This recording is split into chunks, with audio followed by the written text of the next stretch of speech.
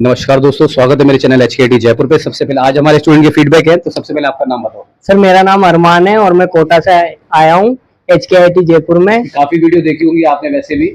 Sir आज इसका certificate का दिन है, तो क्या फीडबैक है आपके? सर मैं यहाँ पे AC, फ्रीज, गीजर, RO और वॉशिंग मशीन का काम सीखने आया हूँ और मैं कंप्लीट काम सीख गया हूँ। अब तो मेरे को कोटा और बूंदी में जाके बस काम शुरू करना है बस।